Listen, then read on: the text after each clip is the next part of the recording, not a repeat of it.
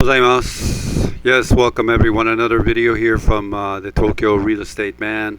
And I'm starting here on my Instagram. I invite people to follow the Instagram, Tokyo Real Estate Man website. There's some hyperinflation happening here in Tokyo. I put a lot of Tokyo stuff on here all the time. I put a lot of car stuff here all the time, but I try to be thoughtful about the stuff that I put on. This is a picture, of course, in Akihabara. Picture here in Niigata. Picture or sort of an anime picture of there was a great picture, and I got Chat GPT to remake this into like an anime version. And this was a picture here that was taken in central Tokyo that I'd seen over the last 6 months of Tokyo, central Tokyo by the Tokyo Tower, right after the war. And you can see there was mostly single family housing, and that certainly doesn't exist anymore. And where the hyperinflation in Tokyo is happening is in this area here, as people scramble for this land. Now, I do own a couple of apartments here in this picture, right where this in this area near this picture that I had sort of picked up in the early 2000s. The scramble wasn't happening then as it is happening right now. We know that the fans of this channel that really right now there's a slow collapsing monetary collapse with all the sort of weight of the debt system right now happening, and there's a scramble here to control the sort of hard assets in this one area right now, and we can see it through price. And we're going to move to look at some price analysis. You see here a video I took here in Shibuya, and this is just to the south of this sort of area, but very near here. And you can see all these sort of new towers there that are surrounding the station and the rebuild of the station. This is one that's right near there as well. This is about 800 meters away from the crossing right there. And any other pictures we could bring up? Another one here I took in Shibuya, a video I took here in Shibuya. And then I think there was one other sort of interesting video here that I took, which was from the streets of Roppongi, which is one of the areas right now that is sort of hyper inflating. And we're going to look at some properties in this new development that's known as the Azabu Hills, which is right here near the Tokyo Towers. You see the Toyota Hiace coming here into the picture. Anyway, I invite people to follow the Instagram in that talk about lots of stuff. You see a picture here of Shinjuku here in the late 1970s likely, or the early 1980s, a time before I lived in Japan. I didn't live in Japan during the bubble. I lived in Japan during the bubble sort of collapse and everything like that. So anyway, we'll come here to this one video here of the Azabu. This is the Azabu Hills redevelopment, and we can watch it here for a second. It's very impressive. It's definitely a very impressive development, and you see it here with a super postmodern sort of building right there. You're probably wondering what is postmodern. This is postmodern. Really what it is, you see like something that most people can't touch.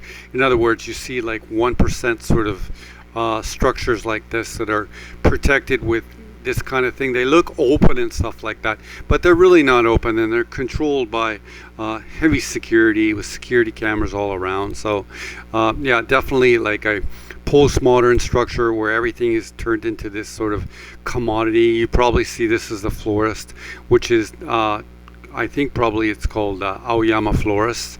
But you can see this is totally, there'll be security cameras everywhere, a connection to the subways, and a connection to the upper, to the towers here above, a very expensive supermarket here to the right. But yeah, this is definitely sort of a postmodern building that people are, that definitely the one percenters are scrambling to get control of.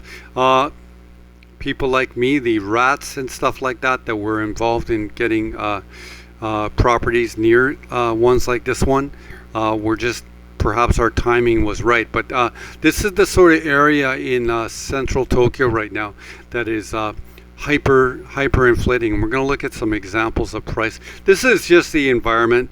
Well, this is what you bought. This is what you get. You could say with this sort of postmodern ownership and sort of structures like this. Very impressive design, though. I try to kick it down because I really don't like the security element of the sort of postmodern technocracy super state that is sort of being constructed in our contemporary world right now. But it still is a very impressive building that people built. This is, of course, the Mori building right there, and yeah, it's really cool to look at. Must be one of these. Got to be some of these buildings too have these little portions of the building which are actually hotels as well. So like there's condominiums for sale and stuff like that, but maybe some of the mid floors or the top floors of the building are hotels as well. Oh yeah, it's really impressive though at the same time, with the layered sort of gardens and stuff like that. Even like the floral design of these sort of gardens, how everything's layered. Everything's done so intelligently too, which I really like. Like I've had some very nice gardens before, and I like them when there's a lot of low plants like this. So very well designed. Anyhow, that's sort of where the video is going to go.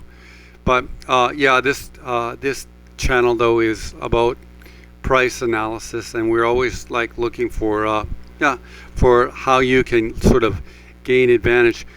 Anything that we're looking here, I've taken everything sort of that's used here off the market. I have my Akasaka property is being built here in this area, and it's going to be a brand new building here in Akasaka. This here from this area here down to here is an escarpment.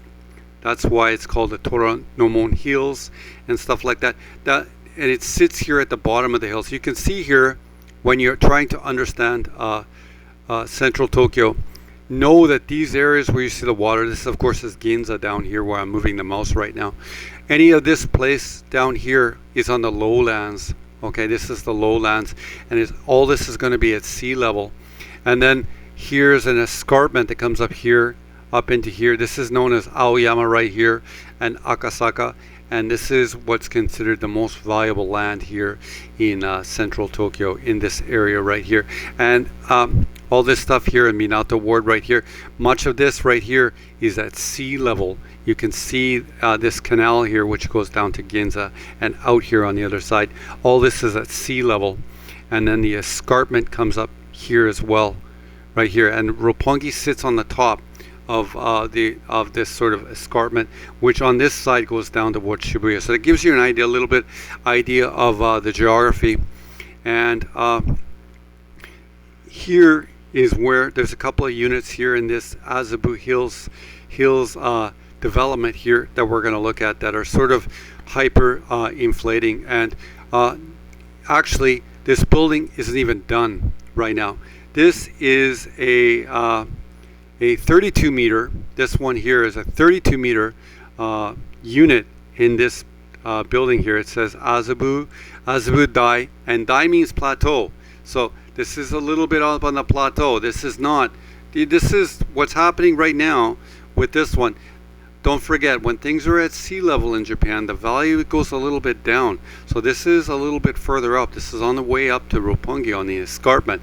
And that's what this word Dai here means. This means like plateau. And this is the Azabu Dai Hills. And it's probably put it there purposely to enforce to the people that this land here is on the plateau and a little higher up. Anyhow, this building is not done, and this building, the Azabu here, this one will be done later this year. Okay, and there are a couple of units here for sale, and I thought that we could look at it, and it's a really example of how this area's real estate is hyperinflating. So as I said, the building is not complete yet, and this is the one that's for sale for $3.2 million Canadian, or in Japanese, Sanoku Nisenman, and it's a 32 meter unit.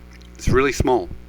Okay, this one right here, $3.2 million Canadian for this one right here, and that's just like, this is prices I've never seen before in Tokyo.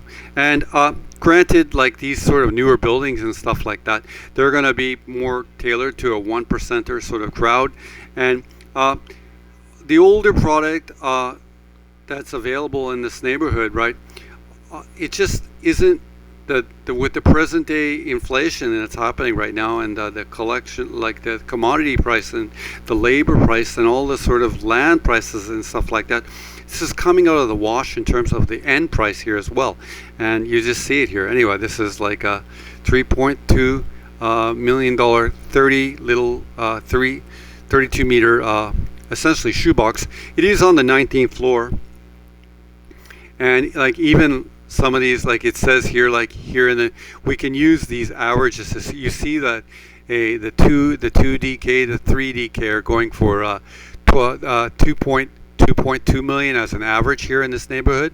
Okay, you can see that the 4 LDK here at the very top of the neighborhood, and this is the average, so you're going to have stuff on top of the average and you're going to have stuff on the bottom of the average. Okay, is 4.5 million dollars Canadian, or you'd say Japanese. Even for my mind, for this kind of price, I'm not really used to it yet. This is 4億5400万. That's how you'd say this sort of number. So that's, this whole area right now is sort of hyperinflating. It's really interesting. I did that one video about that one apartment for $300,000 Canadian here. That's all been sold. Anyhow, you can see kind of what's happening right here. There is parking available for $500 a month. There's 970 units in the building, okay? Reinforced concrete, of course. And as I said previously, this one is on the 19th floor. I was interested to see how much the management fees were going to be here in this building. However, it isn't complete. It says the building will be complete in November of 2025 right there. And this is a northeast, you'd say, Hokuto Muki, okay, which is northeast facing, or basically facing, that would be facing kind of Ueno direction. And the 19th floor, I'm not sure if there'd be any sort of blockage with anything like that, but you can see right there it's unit 1906 right there as well. So interesting. Now there's another one that I have found in this building as well. So there's other things we can talk about. Like, so this is how if this is hyperinflating like this, I'm just wondering how that hyperinflation wave is going to push out even further. Like, how far is it going to push out next into the areas that the next areas is going to hit this way? It's going to hit Shibuya, and then it's going to hit Sangenjaya, for example, and it's going to hit to the south. It's going to hit perhaps Shinagawa, and to the north like that, it's going to push prices in the Shinjuku area higher. This is an $18 million apartment right here. I didn't even, when I looked at the number yesterday, when this one sort of came up, I thought at first it was a mistake, because I'm not used to seeing these. Even me, who looks at this sort of price stuff every day, I wasn't really used to. I'm not really used to seeing these sort of big prices in Japanese numbers. And this is 18 oku. So this is $18 million, or Canadian, I'm going to guess it's $11 million US. And again, this is in the very same building, okay? But this is a 118 meter unit, and this one is also on the 19th floor. And I'm just speculating, pure speculation, is this the same owner? I'm not sure. I don't know. But you can see this would be a very beautiful apartment. And I guess it would be about 1,200, 1,300 square feet. You can see a balcony right here, and it would be a corner unit right here, I guess. We'll look at the directional. Three bedrooms, living room, kitchen, and your main facilities. You can see right there that all the sort of main facilities, like drainage and electricity, is going to be coming up through the core of the building, and everything is going to link into that.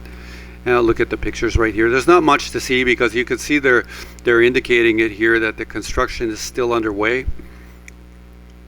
And I'm told that my building in this is a 60-story development. I think ours is in Akasaka is going to be 49 floors. And yeah, it just shows you that you wouldn't take possession of it until October or probably likely November of the year. So there's no interior pictures, but you can just guess that it would be like that sort of exactly 2025 postmodern sort of building and what have you. Come back here into the listing details. Closest stations, of course, are Roppongi, Ichome Eki, and that's going to be on the Namboku line. And then there's lots of stations and subways around.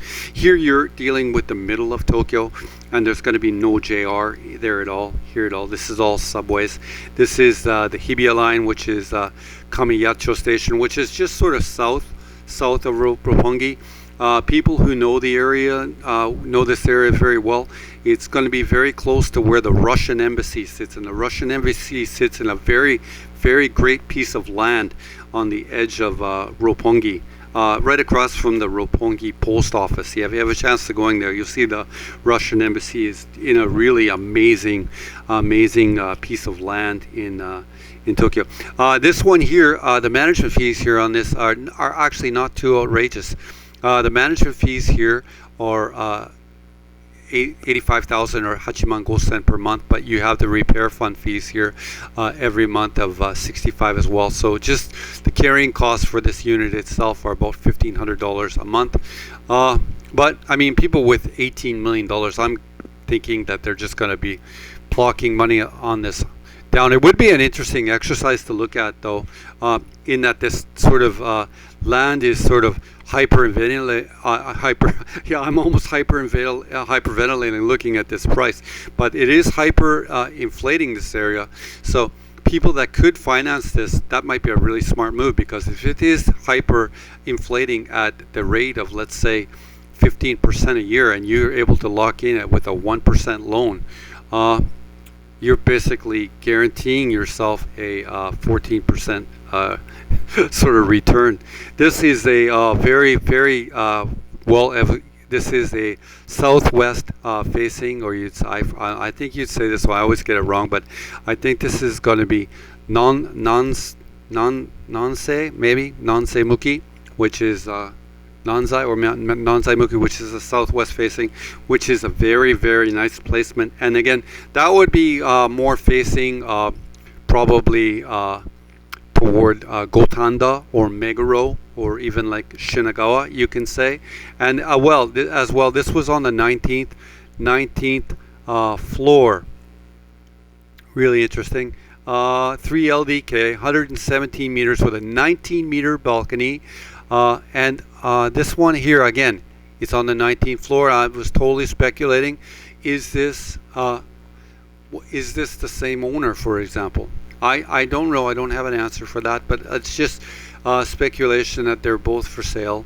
And everything, of course, is operating or will be operating, and it is all a totally brand new unit. It would be an interesting exercise here to look at the loan simulation on something like this. I'm not even sure that the numbers here, for example, the numbers on this software that's going to kick up could even sort of work. And this, you see what I mean?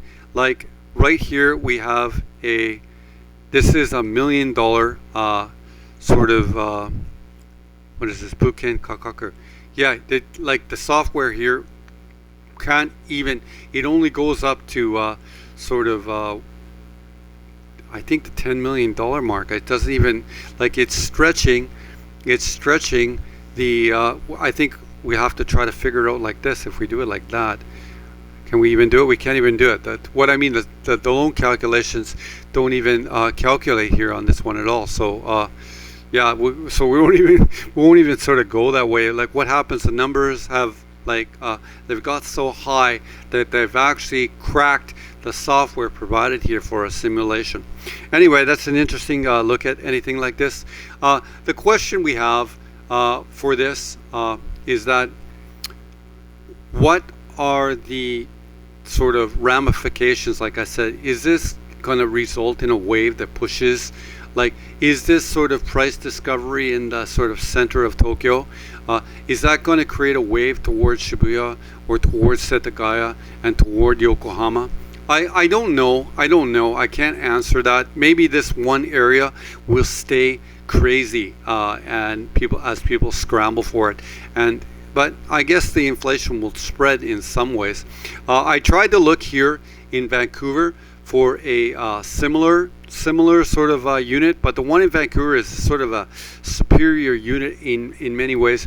This was for 17 million Canadian, and I guess it's here on Alberni Street, which is down here in Cole Harbor. And this would be again a penthouse on the top floor. I mean, just looking right here, you can see it's probably on the 45th floor, so it has a better vertical placement already. It has, everything is bigger.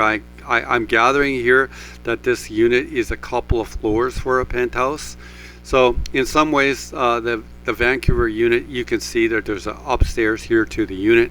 Here, the one in Vancouver is of more sort of, you can see there's the second floor right there for the penthouse right there, is a better unit, of course.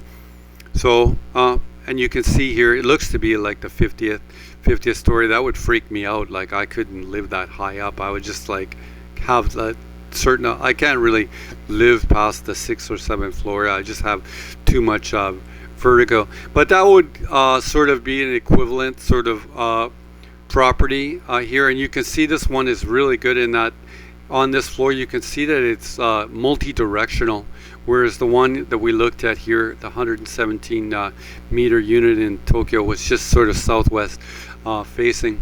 The other thing that I wanted to talk about, like in brief, and we see that the center of Tokyo is sort of hyper inflating, and I don't know the ramifications of that. I don't know how far it's sort of going to push out and create more inflation. It might not create inflation in terms of the other areas of Kanto, because it just could, I don't know if that wave is really going to go that far, but I would think it would go as far as Suginami and out into the edges of Setagaya perhaps and stuff like that. And if you were interested and you come from the domestic marketplace, if my argument is right, and that the central Tokyo right now is hyperinflating at, let's say, 20-30% per year, one of the ways that you can circumvent that, okay, is getting long-term financing. This is a flat 35. I'm covering up the fu, but this is called flat 35, and this is the flat 35. And you can always go to this page. You can just go, you see it here on the top, flat35.com, okay? And what it basically is, it's a 35-year flat loan. So if this hyperinflation or this inflation environment is to continue, one of the ways that we can sort of offset it as just regular folk is to finance our shelter or finance our investments, okay, with a financing that locked in at 1%. So at the very least, we have a hard asset inflation running at 12%, then we're locked in at 1%. That's the sort of idea. So with this strategy, and it's a government-backed loan. It's the government does not do the loan, okay, but the government signs off on the loan. So if you're working in Japan and you have the proper paperwork, okay, whether that you be self-employed or whether you're just working, okay, this is a really great loan to get. And there's two versions of the loan. This is the flat 35, where your contract is for 35 years. The first 5 years of the loan right now are at 0.82%. I think now this loan is going to go up. These prices are going to follow the Japanese interest rates up, okay. We know that the 30-year rate had to be jumped up this week to 3.68%, okay. So there's pressure on these loan rates to jump up as well. However, you're going to lock yourself in, okay. My 35 flat, and I do have one of them, okay, is locked in from, I think, about 12 years ago at 1.1%, okay. So you've seen basically a 0.7% jump in the loan now over the last 12 years. Where I don't know where that's going. I don't have any insight into what the Japanese central bank is going to do, or what the environment of all the central banks are going to do in the background. Don't forget, there's things like what were the Plaza Accords in 1985, where they've sort of adjusted sort of currency levels and stuff like that. So there could be at one point some sort of big deal between all these central banks as well to try to like to position rates and stuff like that. But my idea is that you can lock in at least the first 5 years of the loan at 0.82%. The other version of this is called the flat 20 or the flat 20, okay, which is which is just a shortened version of that one, okay? And if you prefer to finance something over 20 years, the first 5 years would be at 0.43%, and the balance, okay, and after year 6, your financing would be at 1.3%, and that would continue out until the end of the loan 20 years later. So that makes a lot of sense too. Either way, I would try to probably, it depends on your situation. You try to, I'd like to get one more of these as well. So when I talked about that one apartment, for example, in Nagoya that I like, the one for Nisenman, the 117 meter unit right there for $200,000 Canadian. I perhaps like to finance that one as a second home, and I think that I think you can apply the 35 flat to what's known as a base sol. Base sol is your second home, and even me, I'd like to get one more of these sort of loans, and I would probably take the flat 20, and I'd just sign in for that for 20 years, and then, for example, if I were to sign in, and we can come here and do it, we can just change up the when we do the calculation of the loan in terms of the simulation right there, we can just sort of change the numbers to a little bit more normal level, okay, which should be right here, okay. So if you were to take this is 2000 which is Nisenman, okay, and is that doing it right?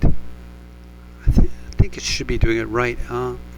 And let's try to do the interest rates at 0.43, okay, and you'll have to put in an atomakin of perhaps I would say 400 mon, and then we should then get a calculation on the loan. Oh, the problem here with the loan, what we've done here is it's calculating these management fees. That's why it's overblowing everything. So we can I think that building there in Nagoya that I looked at had management fees of something like this of about $400 a month, and that way we can have a truer picture of what our loan payment would be for 20 years, and it indeed has come up. So if I wanted to buy that, if I wanted to sign into the 20 flat or the Niju flat, my loan payments then would be roughly $800 Canadian a month, or hachiman isen, and the drag on it, of course, would be the management fees and the repair fund fees for 400, but my interest portion every month, okay, would be roughly 3,000 yen. So in this way, the numbers really work. So the 35 flat or the 20 flat is a great protection for just the working people against sort of the backdrop right now of this hyperinflation that's happening here in central Tokyo, in my opinion. Again, the 35 flat, if you're coming or you're inside Japan as a domestic person that's working inside the Japanese economy, please look at this. And it's just I think a really great way of sort of bringing control in a hyperinflating environment. Invite people to follow the Instagram if you're interested in an apartment in Japan or in Tokyo House, anywhere in the Kanto region. You can always come here to my Instagram. I invite people to follow tokyorealestateman.website. Failing that, you can always come here to my internet site, the Tokyo Real Estate Man, just as it's indicated here in the address bar of this web browser. Two ways of getting hold of me is straight here through my Yahoo mail or the contact box, and it'll just bring you here to the bottom, and there's a contact box, and you can just mail me there. But again, here at the bottom is my direct email as well. Okay, thank you for taking the time to watch another video here from the Tokyo Real Estate Man. Really enjoying the channel lately, and all the kind of back and forth talk that we have between the people that follow it, and your great commentary. Thank you so much. いつもこのチャンネル見てる皆様ありがとうございます。この動画でもう終わりです。